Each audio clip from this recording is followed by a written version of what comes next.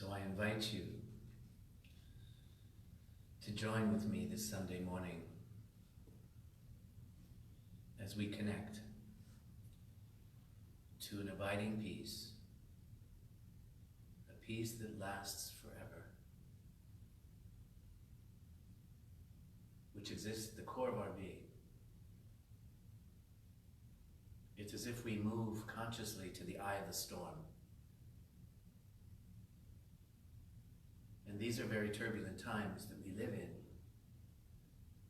But when we step out of the field of time and into the field of love, then that which has happened in the past can inform the present. And that which is yet to be in the future can also inform the present. And we are attentive in this eternal now moment, listening with an open heart, opening to the possibilities that are always there, seeking our attention, seeking our discovery. And we come here, we join in this Sunday morning to access this intelligence that is greater than our local mind.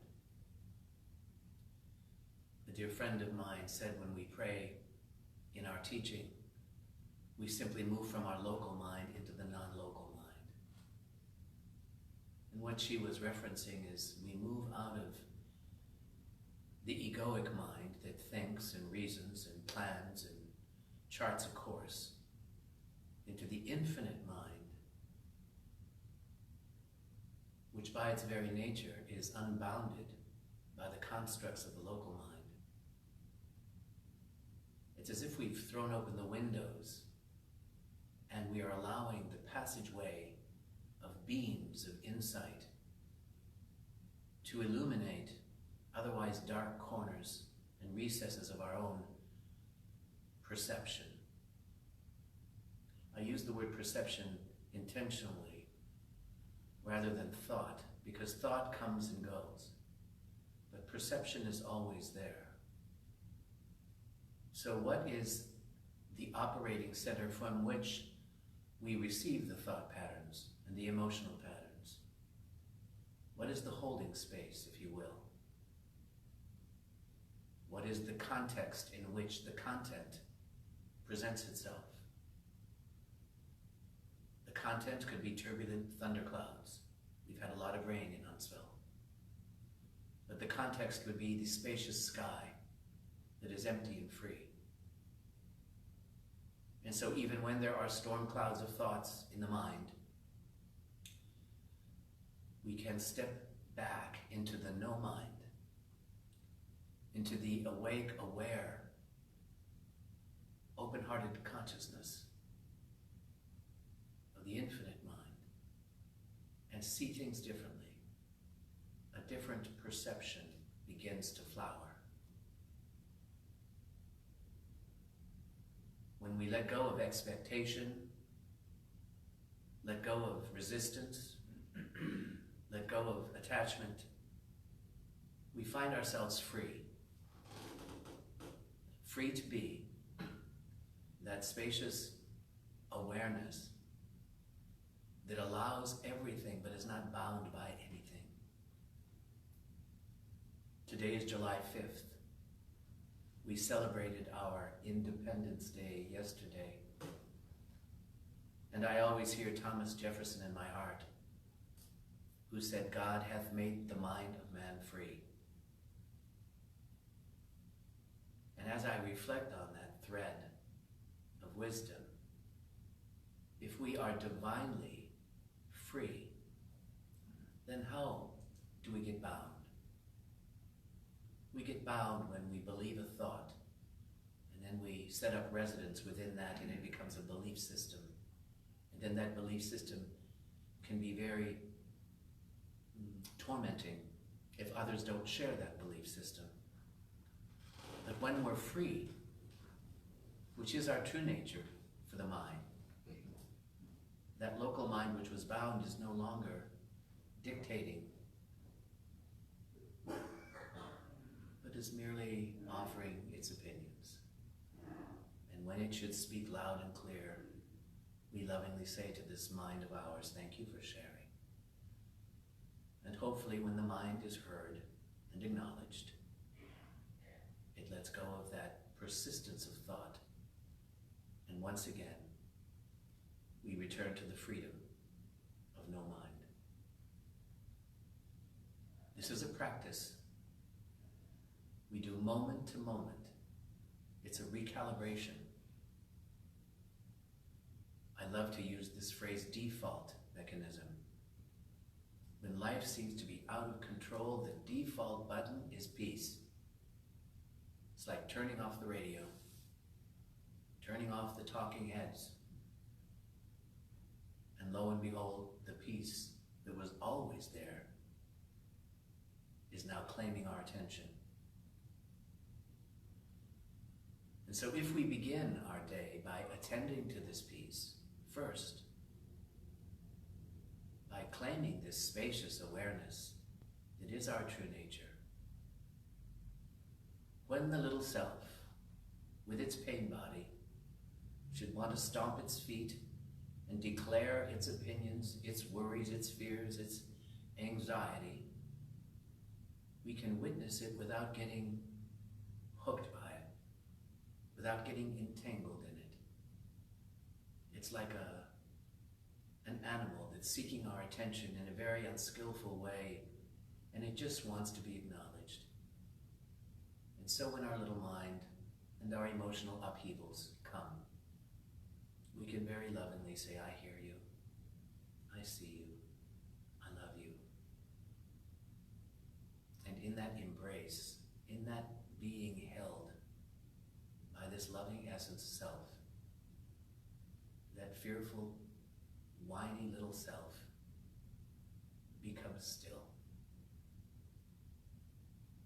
So I invite you to taste that stillness right now. We're coming home to stillness, and the irony is that we're already home. And that which is not still, by its very nature, surrenders into that which is greater than itself. It's like the turbulent wave on the ocean surrenders into the depth of the oceanic presence.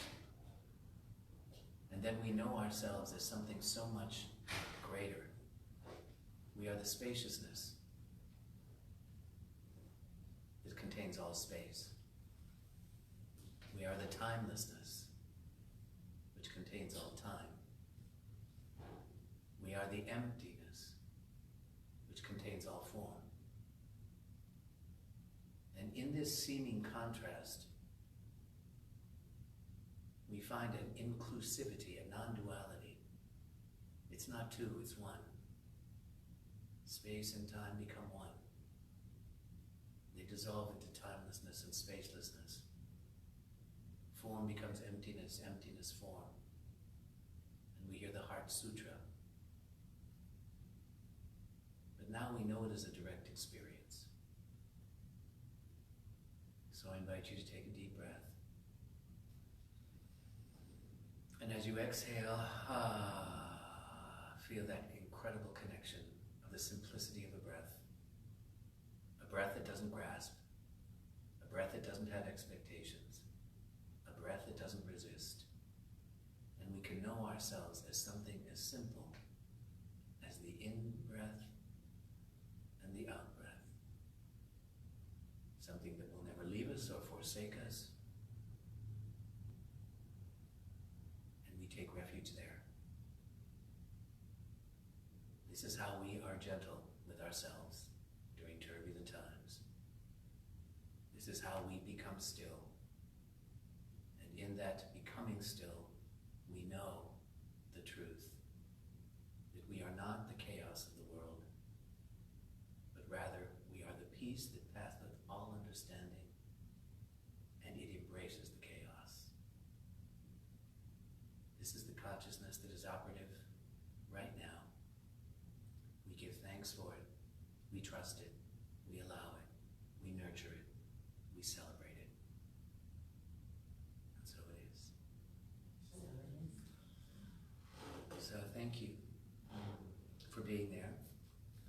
out at a lovely room of chairs, and about maybe 10 or 15 people with masks on. I'm always hearing Andrew Cuomo, one of my heroes, the governor of New York State, who says, we're smart, we're tough, and we're united. He says, we're smart because we wear these masks and we do social distancing. Jody's put ribbons on the chairs to make sure that everybody is respecting their space. We're tough because we're not running away from the truth. We're not pretending with magical thinking that for somehow this COVID-19 thing is over. As the president has said that, what do you call it, the plague is over. Well, the plague ain't over. They're still wearing the masks. So we're telling ourselves the truth, we're being tough, and we're honoring that, we're showing up for life. Someone said to me, I think it was Al Underbrink, he said, this is as much socialization as I do coming here on Sunday mornings. So thank you for joining with me, because I need my pack. Jody reminds me that we're pack animals, and there's something about being with your pack that's really very heartwarming. And the last thing that Andrew Cuomo said, we're united. My hope and prayer is that this global pandemic is uniting our planet in a way that maybe no other thing could happen. I remember when Ronald Reagan was president. When you've lived as long as I, you've had a lot of presidents come and go. And Ronald Reagan was during a time when we were very politically divided with Republicans and Democrats. And I remember Ronald Reagan saying, he said, we will only come together in this country if we're invaded by aliens. Well, I think we've been invaded by an alien, and it's called the coronavirus. And the potential is that we can come together now. Republican, Democrat, Canadian, Mexican, European, Asian. It doesn't have one specific group that it takes on. It's a global thing. Could this be a wake-up call for humanity? I ask you. And it's imperative right now.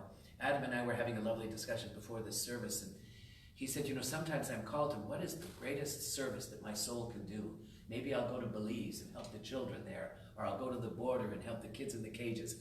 And I said, you know, Adam, I said, I don't think it's so much what am I here to do, but who am I here to be? Could I be that beautiful space of clarity and peace and commitment and service, and then show up for the plant that needs to be watered, or show up for the neighbor that needs some help paying their bills or driving their car to work. Do little things. And he said, but I want to do something great. And I heard Mother Teresa right there in my old heart. She said, there are no great acts of love, only little acts done with great love. So could we find those little acts and then do them with so much love? You know, I was telling Adam this morning, every Sunday morning, Trey, because he thinks it's a special Sunday, I got to come to work. And he makes me poached eggs, and he prides himself on doing the poached eggs. And I said, honey, you know, could you put the poached eggs on a bigger plate? Because you put them on this little plate, and the 2 eggs are there with the toast, and it kind of falls off the... He said, I have been using that plate for 15 years. All of a sudden, you want a different plate? Well, it was just a thought that maybe we could evolve to a bigger size plate so that, well, we stuck with the small plate because we don't want to break tradition. But what if this is asking us to break tradition a little bit, to get a bigger plate, to get a bigger consciousness, to have a different way of looking at things? And when you look at things, different things, you look at change. It's just that subtle shift to see that this is an opportunity for us to come together in a higher sense of who we are. You know, as tragic as the killings have been, with George Floyd is the one that started, and then it seems like there's been legion, where we're seeing this pattern in our country, and it's a pattern in the world. This is where the past and the present are informing us that a shift needs to take place. Now, is it something we need to do, like deep fund the police? Maybe reallocate the funds, but I think what we really need to do is to be more conscious of this stuff that is going on and to dare to speak truth to power, that this is no longer acceptable. We had the Me Too movement. It was a beautiful moment when women were saying, you're no longer going to treat us like objects in the workplace. We had the gay rights movement, where if you cut us, do we not bleed? You know, we're no longer considered abominations in the church, I don't think, but I did hear Pat Robertson say that the plague, the coronavirus, was because of gay marriage. I didn't know that I was that powerful. But when somebody has something so idiotic that they're speaking about, it's time to say the emperor's got no clothes on. We have to have a greater way of perceiving this whole thing. You know, when I said tough, when we go out and shop, Trey and I shop 1 day a week, and we go to our grocery store, we go to Publix, Costco, and there's the list. And then I go to Jody's house and we do our class. And I've gotten so respectful about wearing the mask in public. And every now and then I'll see people who are not. And I want to say, you know, we don't wear the mask to protect ourselves, we wear it to protect each other. Because nobody knows who went to that big party and might be carrying something. So what if this could be a time of respect, a time of being vigilantly conscious, and not being in denial anymore? Life, this planet has a virus. It's called the coronavirus, and the planet has it. You know, Mongolia, 100 degrees, they're having forest fires all over Mongolia. The planet is saying, if we as a human species don't wake up, they may take us and cast us out of the garden of this planet. So it's time, it's an existential time to be different humans. And from what I've discovered, it's about shifting into a different consciousness. It was 2 years ago in the summer, I taught a class called Shift into Freedom. It was one of my favorite classes. It was rather difficult, it was rather erudite. But the subtitle of the book is The Science and Practice of Open-Hearted Awareness. And this is a lovely Buddhist guy named Locke Kelly who went over to Tibet, and he came back and he brought the threads of truth here to the Western world and tried to find a language where we could hear what's necessary in order to have that essential shift. The title is Shift into Freedom. Now the implication is that the freedom was already there.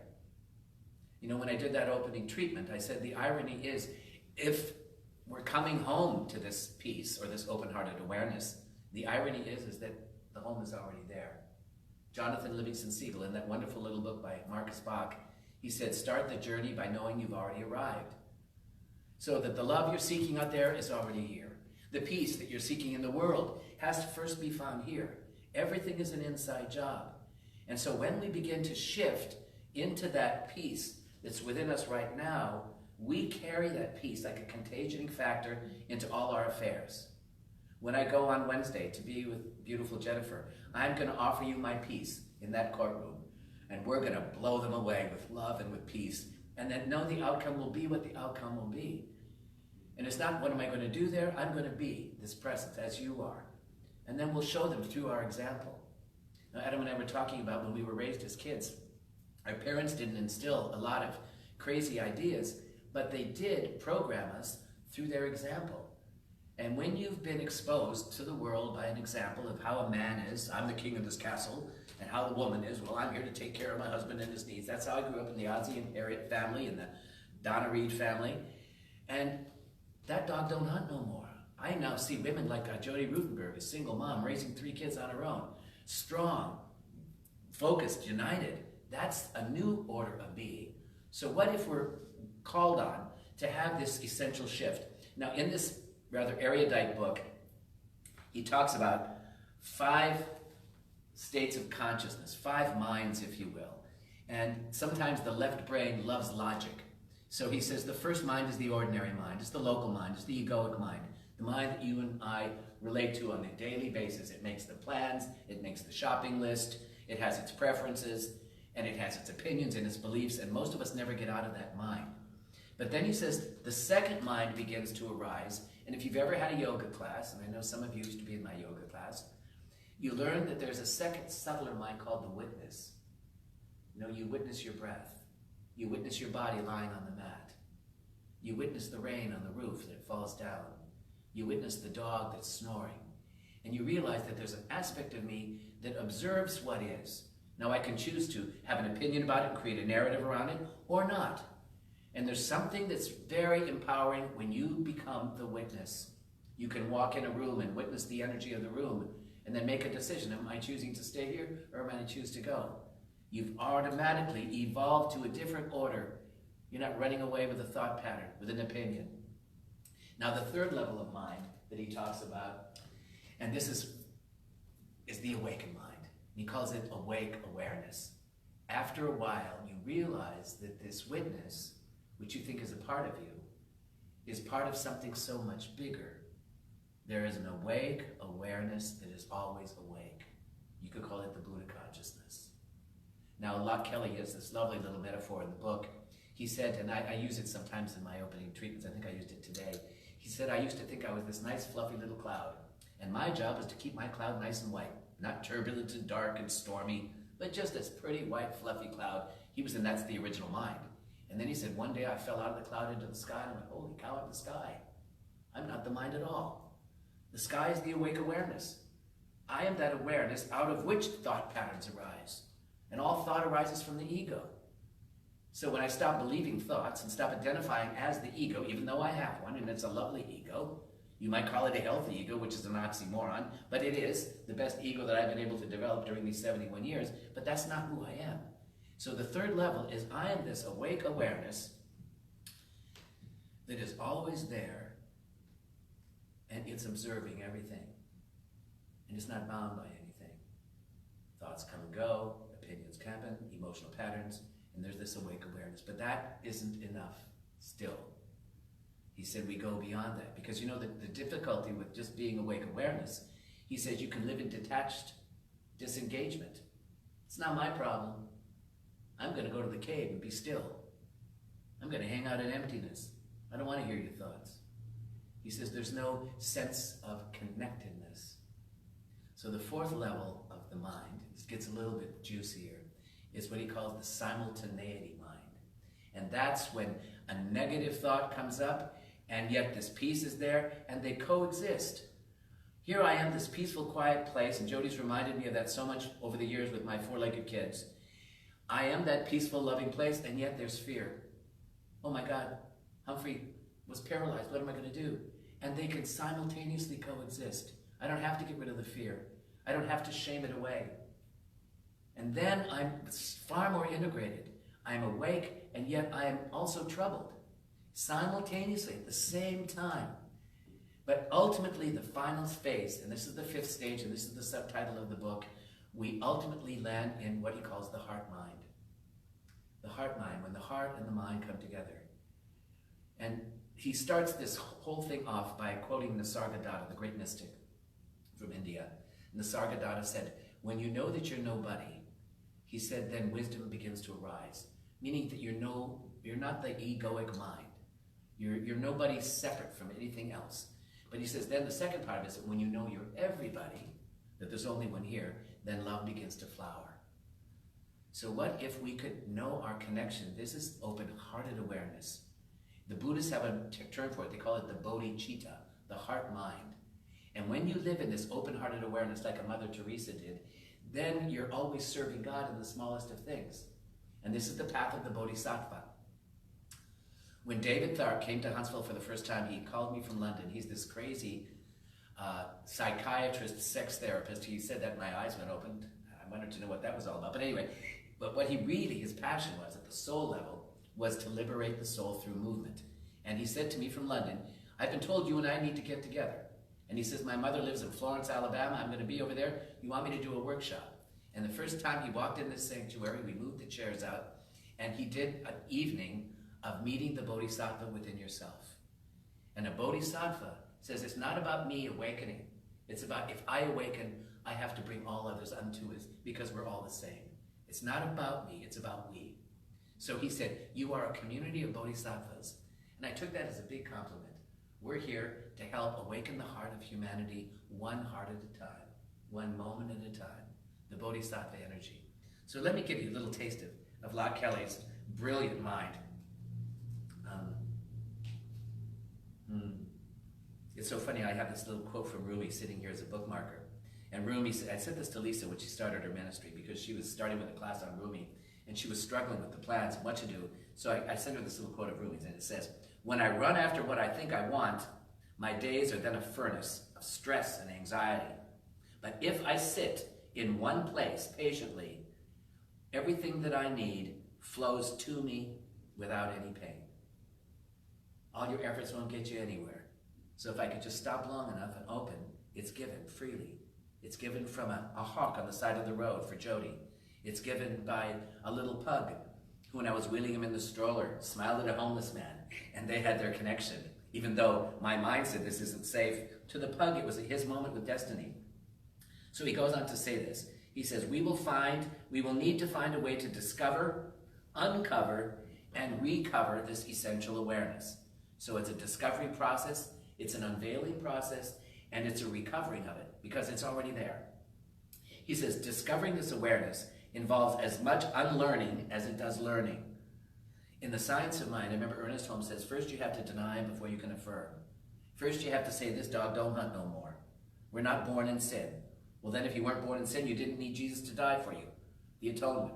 So if you let go of the atonement, he didn't die, and he didn't have to die so that we could be saved. You let go of original sin. Well, then what you got? You got a story about awakening to the love. Same thing. Discover awareness involves as much unlearning as it does learning. But he said, I'm convinced that there is a way for each of us to shift into this awareness, to feel this essential freedom that it offers, and to learn to live from that freedom. To live as a free being means I don't get hooked. The hook may happen, but I don't take it. You know, the judgment may arise, but Jesus himself said, by your judgment ye are judged. So judging righteous judgment means, there's my judgment again. And could I accept them as doing the best they can? Then I'm free of that hook of judgment. So he says, I'm convinced there is a way for each of us to shift into this awareness, to feel this freedom it offers, and to learn to live from there. You can glimpse this freedom of awareness and shift into it as easily as you can. Now shift from being aware of reading the book to being aware of the sensations in your right hand. That's that simultaneous place. It happens instantly. That's why I'm so enamored of something as simple as an exhalation. Just take a breath. It's so funny, I'll be standing at the end of the sanctuary here in the receiving line, and someone will have been deeply touched, and they'll fall into my arms in the days when we could fall into each other's arms. And they would be kind of choking on this emotional experience. And without exception, I say, exhale. And as soon as they exhale, they're established again in some kind of an awareness around that which was gagging them, was choking them. The power of the breath.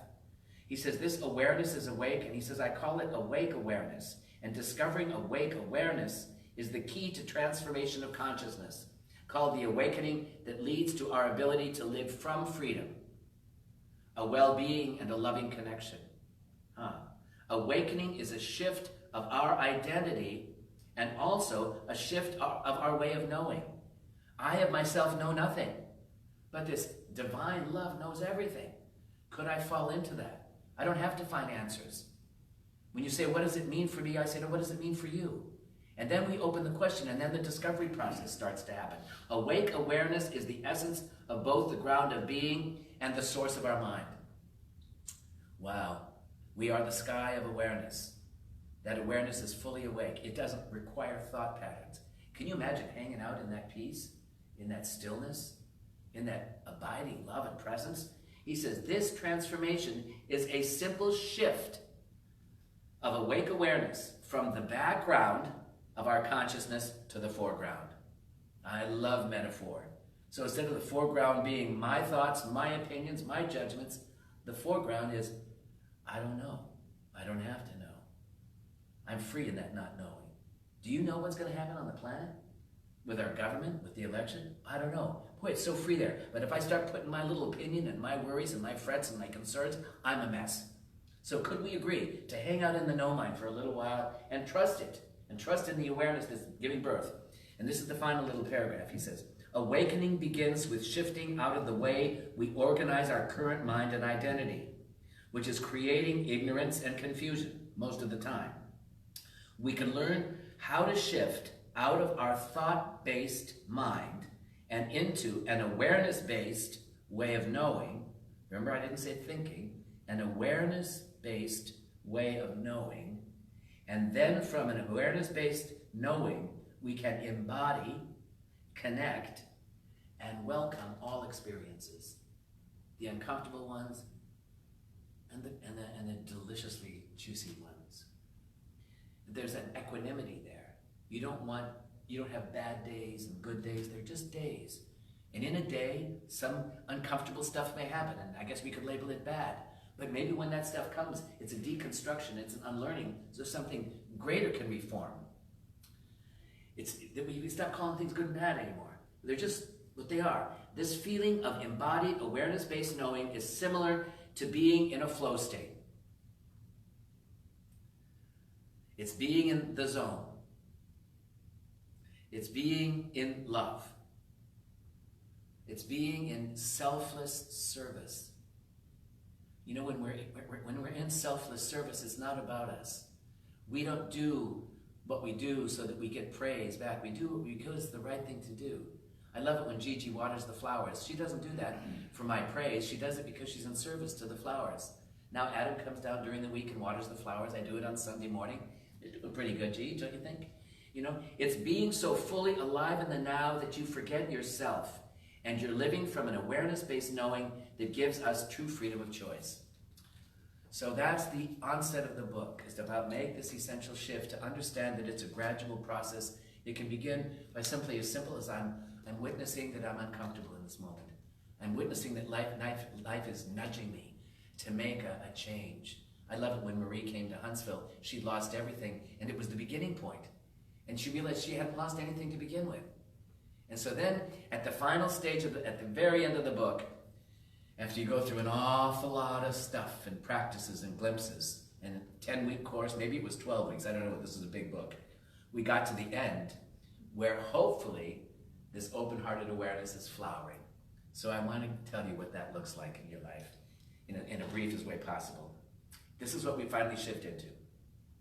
In the shift from embodied presence, we move from unconditional awake awareness, that can oftentimes be just detached, you know, I'm nothing, I'm nobody, none of this is concerned, all thoughts an illusion, this world is me. You move from that place to a place of unconditional love and of open-hearted awareness.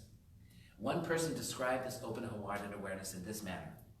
She said, I feel like I'm moving from awareness that's aware of awareness to a love that's loving love. A love that's loving love. Richard Rohr is one of my heroes, and he was speaking to a bunch of priests, and he was speaking in a very, trying to unlearn them from the doctrine of the church. And he says, we've got to get past the idea of God as something up there in the sky and to recognize the power of the Trinity, which is where this loving vortex appears as the Father, the Son, and the Holy Spirit, all within us. So this love that we are is an invisible transcendent presence. It's our own physical being, and yet it's the way that physical being operates in the world. How the descent of spirit comes in and it serves, it expresses, it paints, it creates, and it's all happening simultaneously. He said, I feel like I'm moving from awareness that's aware of awareness to love, loving love. And the quality of the formless awareness that's meeting physical form can feel like a fabric of love, a dance of opposites, and a field of unity. You love the opposites. We were talking in the revealing service, the darkness and the light dance. We're not trying to exile the darkness. We recognize that within the darkness, if you've ever been in a dark place in a relationship, ultimately the light's trying to push through. And sometimes it has to really get, it's always darkest before the dawn. When things get really dark and you think it can't get any worse, the light pushes right through. He says, the quality of formless awareness meeting physical form can feel like a fabric of love, a dance of opposites, and a field of unity. The key here is that the heart knowing allows us to experience our identity, not only as a limited, separate physical person, but also as someone inextricably connected with a community in this fabric of love and something greater than our individual self. We recognize that we're something in something so much greater.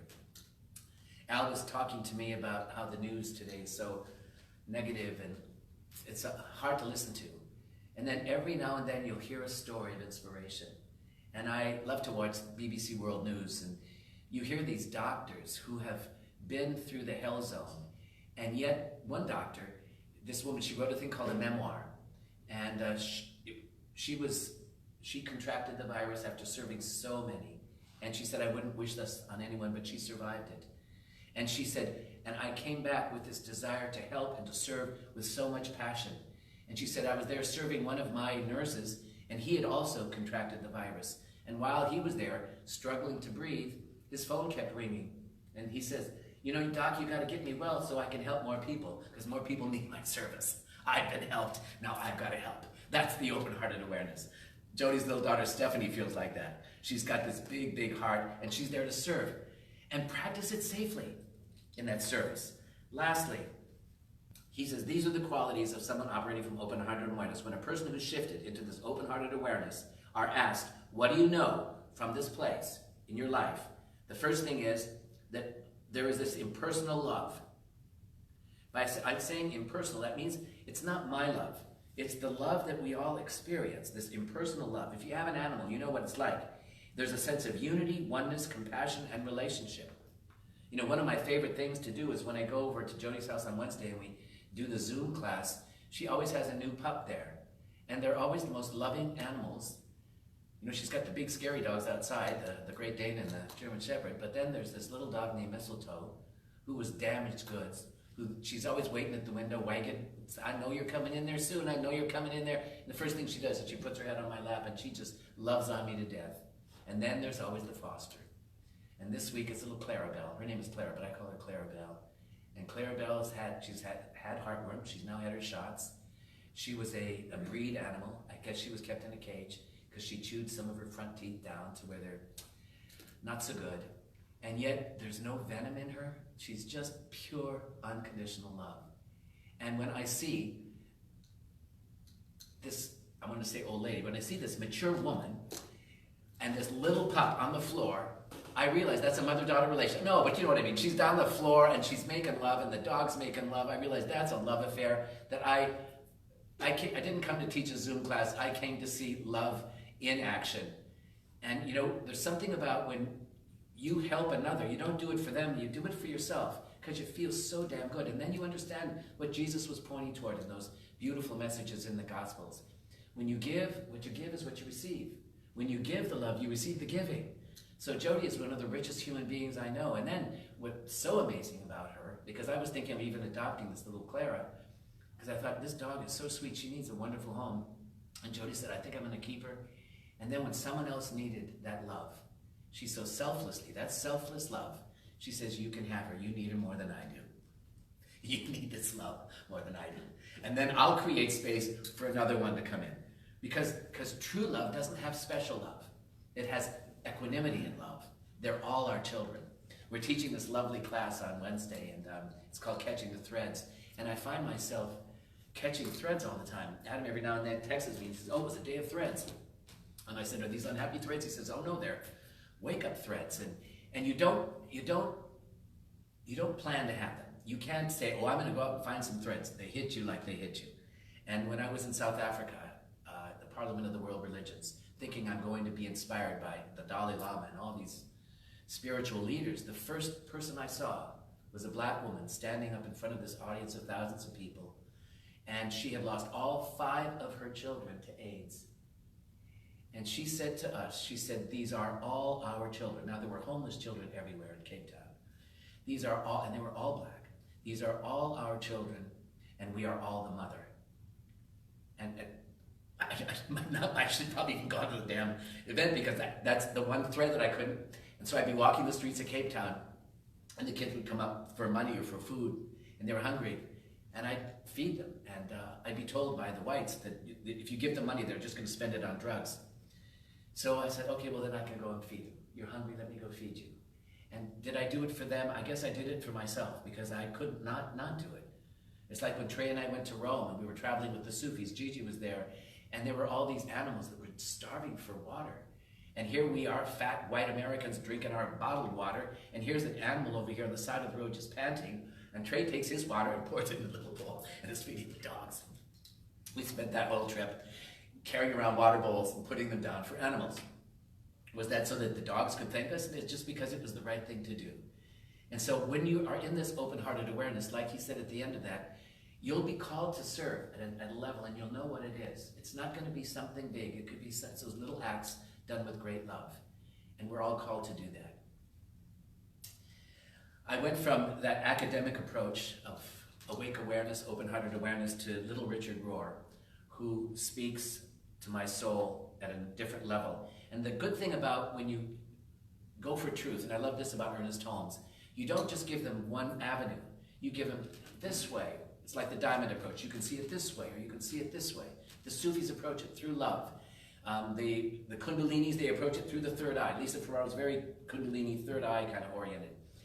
Whatever works for you. And Richard Rohr, he's a Franciscan monk. And St. Francis saw God in everything. And so he said, we Franciscans, live in this open-hearted awareness. He didn't call it that. And this is what he said. He said, there is an inner region, often called the heart, where we have to yield in order to experience any further depth. Learning best happens when calmness and inner safety rule, and then with practice, sometimes taking years to develop, sometimes occurring right away, we can find our way into this heart presence even in the midst of great turbulence. Boy, are we in great turbulence right now. And he says, when we have fully entered the silence, the peace that I spoke about in that treatment, we can place our attention at the center of our heart. So kind of place your attention at the center of your heart right now. He says, this does not mean that we are thinking about our physical heart at all. But let's use the less subtle images, maybe of your foot. You could pay attention to your foot, and it appears to be over there, sitting on the ground, but you are really thinking about your foot instead of placing your attention within your foot. Now, sometimes this is a radical shift in perspective. He says, you can do the same thing with your heart. So know from your heart, from this place within, not about your heart. You are placing your attention within the heart. You are listening to the heart, the awakened heart. That heart that I saw on Jody Rutenberg's when she had little Clarabelle in her arms. You're observing, you're noticing, you're sensing the qualities of this heart space. And you will know you have entered it because you feel as if you are within a vast spherical space where you cannot find a boundary or an ending. It's not that Trey was loving one dog over another. He was into just loving of the animals that were thirsty. You know, Jody is a rescuer of all the animals. And after I asked her about Clarabelle, she said, there are thousands of others that can be embraced by that love. And I know she will. It is a feeling of both intimate infinity and infinite intimacy. Wow. Infinite intimacy and intimate infinity. This warmth, all warmth. You feel encompassed, you feel held, you feel embraced, and you find out that you are within the heart rather than the heart being inside you. You are within the heart of the beloved. Boy, that this divine, just like the infinite mind, we are in the infinite mind accessing it. We are in the infinite heart, knowing that they're all our children. Not just the two-leggeds, but the four-leggeds, the otters, the koala bears that have been so decimated in South Africa, Australia. They're all our children. This is the heart's awareness. How can I serve in a selfless way for the greater good of humanity? One heart at a time. He says, when you feel this expansive warmth, you can let it resonate through your body until a perfect calm comes forth. You can feel the inherent, always present blessing returning to you again and again. It never really goes away from you. It's only you that can go away from it. I was studying with Llewellyn Bounley, my Sufi teacher, and he made this simple comment that blew me out of the water. He said, if you only knew how much you are loved. And in that moment, I felt this love just overpower me. And it wasn't a human love. It was this divine love that was always there. And I had felt it at other times, but kind of dismissed it as saying, well, I'm just having a strange experience. But to feel the depth of the love of the universe, how blessed we are. I mean, even to have this community, what a blessing. The fact that I came all the way to Huntsville because of someone like Judy Graff conned me into it, and I haven't regretted a moment. That I actually took a chance on a relationship with the only human being I ever loved, and I've been with him for 45 years. Did he change and evolve? Not a whole lot. But the love became this non-dual love where it didn't have to change. Someone doesn't have to be the way you want them to be. You just love them for who they are. Just like when you have an insecure animal. You know, the threads are everywhere. When we got baby Speck, she was a real problem. She was a puppy and she had every issue puppies have. And we were rather unskillful. And I might say Trey's quite intolerant when an animal doesn't obey. And so he went to a man named Cesar Millan who said, exercise, discipline, affection. So here she still had her stitches on from when she'd been fixed. He's running around the block. I can't imagine it now. He's running around the block with the dog. I said, Trey, don't you concerned about our stitches and all that? Exercise, discipline, affection. Sit, sit, sit. So the love came last. But at the end, the love came first. And we'd be watching Cesar Millan trying to figure out how we could possibly tame the wild beast. And thread after thread was revealed. One woman had a very unstable dog, and the dog, she said, was vicious. And when Cesar came to see this little dog, it was yipping and growling and everything. And he came from this loving place. He says, this dog isn't vicious. This dog is insecure. And when you make this dog feel safe, her insecurities are not going to outpicture as this unstable energy. And it was just like this light bulb went off. The next thing, Cesar Millan went into a veterinary clinic, and they were all women vets. And they had this one dog, this rescue dog, that was in the back room, and it was shaking like a leaf. And they were saying, Cesar, we need your help. This dog is seriously disturbed, da-da-da-da-da. And he said, have you taken the dog for a walk outside? Oh, no, it'd be too traumatic for the dog. And he said to these people in that veterinarian office, he says, the problem isn't the dog, the problem is you. You've already labeled this dog unstable, insecure, frightened. He says, when you get peaceful and calm, and you, in that peaceful, calm way, take her for a walk, you're going to find that she's going to entrain with you. So he says, first you have to work on the consciousness that you have, and then bring it to what you're calling the problem, and notice how that will shift. Again and again, he would do this, showing through his example how to be this open-hearted awareness in a world that appears to be chaotic. And so that's our challenge, to find out where is our place of selfless service. It may be with our children. Judy did it with her mother, Dorothy, for many, many, many years. What a loving daughter, you know, to do that for her. And the universe will tell you what's yours to do. My friend Jim Lockhart said, when the universe throws something in my life, I own it. I don't say, no, this isn't my problem. Jody did the same thing with her mother when she had dialysis. And Jody went to her house. Was it every day or was it 3 times a week? Three times a week she'd do dialysis. What a beautiful daughter. And I would see Jane and I'd say, you have the most wonderful daughter, and she'd roll her eyes at me. You know, and it's like, you don't do it for their approval, you do it because it's the right thing to do. And we're all each other's mothers. We're all each other's helpers in some strange sort of way, to serve one another, to love one another, to walk each other home, even though we can't hug, Seamus.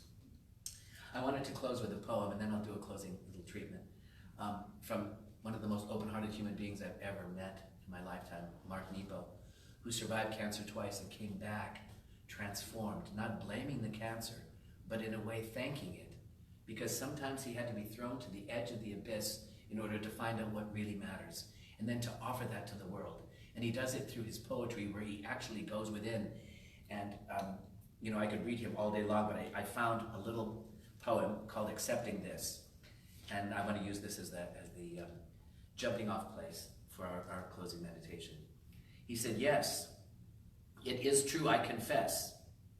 I have thought great thoughts, and I have sung great songs, and all of it merely a rehearsal for the majesty of being held by that love that Richard Rohr talked about. He says, the dream is awakened when thinking, I love you, and life begins when saying, I love you. And joy moves like blood when embracing others with love. My efforts now turn from trying to outrun the suffering to rather accepting love wherever love shows up and I can find it. Stripped of causes and plans and things to strive for, I have now discovered everything that I could need or ask for is right here, right now, in flawed abundance. We cannot eliminate hunger, but we can feed each other. We cannot eliminate loneliness, but we can hold each other. We cannot eliminate pain, but we can live a life of compassion. And ultimately, we are small living things awakening in the stream, not gods who carve out rivers. And like human fish, we're asked to experience meaning in the life that moves through the gills of our heart. I'm going to read that again. Like human fish, we're asked to experience meaning, and that's the soul that does that, in the life that moves through the gills of our heart. There is nothing to do and nowhere to go Accepting this, we can do everything and go anywhere. And when you go nowhere, as Wayne Dyer would say, you are now here. It's not about going anywhere. It's not about doing anything. But it's about knowing that there is something right now that's holding all of us. So let's just exhale into that holding space of open-hearted awareness. If you knew how much you are loved. So I invite you to open to that loving presence that has always held you from the time you were a little pup until the time of now. And I keep seeing Jody on the floor with Clara. And what I witnessed there was who was loving whom? Was Clara loving Jody? Was Jody loving Clara? Or was love just loving love? It wasn't personal, it was impersonal. And yet it felt very personal. So could we experience this holding space in a crate where Clara climbed in, knowing that that was probably the safest place for her when she was a breed dog? That holding space of her crate was holding her safely. Not judge it, but see life as a holding space. We're now held up in our apartments and our houses, quarantining many of us. Could we see that a holding place for us to be gentle with ourselves, for us to attend to our breath, for us to behold the beauty that's all around, seeking our attention, maybe from a tree. I had little wrens nesting on my front porch, right over Trey's big chair where he would sit every morning to read the paper. And I asked if he would move to the rocking chair because the wrens were right above his head, and the mother wasn't happy. And so this mother wren would fly in and out from the front porch, bringing a worm or this or that. And she raised her little wrens until they flew. And there was this beautiful sense that our front porch is more than just a receptacle for furniture, but it was a home for a little family of wrens, a holding space of love.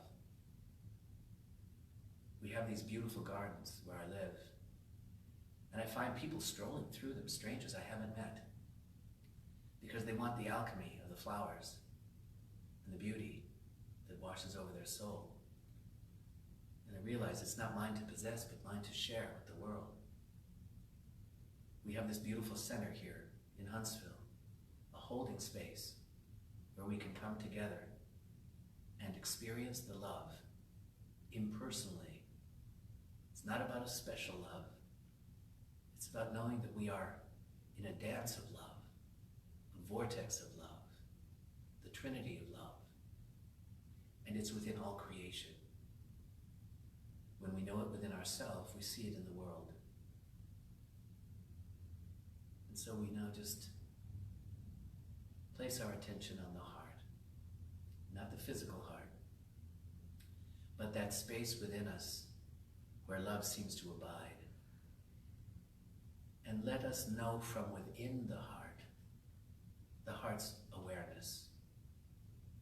The heart has compassion for the least of these, because they're all our children. Whether it's the little wren in the nest, whether it's the plant that needs watering, whether it's the dog that needs fostering, they're all our children. And we hold them in our heart, not with a plan, a strategy, a judgment, but just with a nurturing energy. And as we nurture them, we are nurtured. It's the spiritual truth of giving and receiving. We receive the giving that we give. And we feel that we now have become that holding space that is holding us. We've moved from the space to the spaciousness. We move from the cloud to the sky. We move from the content of thought into the context of awake awareness, shifting into freedom, shifting from bondage thinking to awakened awareness, which doesn't think at all. And yet thoughts still arise, emotions still arise, but we are free now to select, to choose which stream of thought we want to follow, or perhaps not follow. This is liberating, and it's a simple shift, and it happens right now. So with gratitude for this ever-expanding realization of truth, with gratitude for this deepening of essence that doesn't come and go as often as it used to, but that lingers, a peace that seems to abide all the time, and it never leaves. I notice when I leave occasionally, but it never leaves.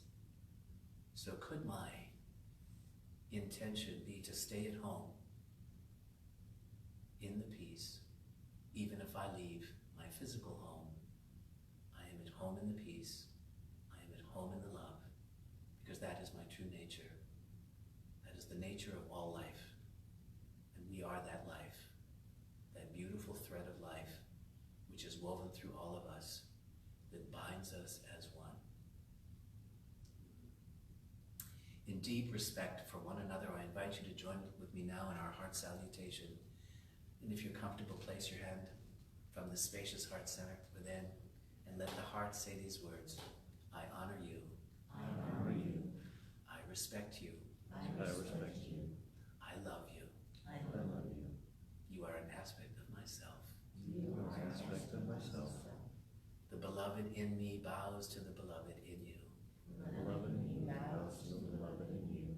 In this spaciousness, we are one. In this space we are one.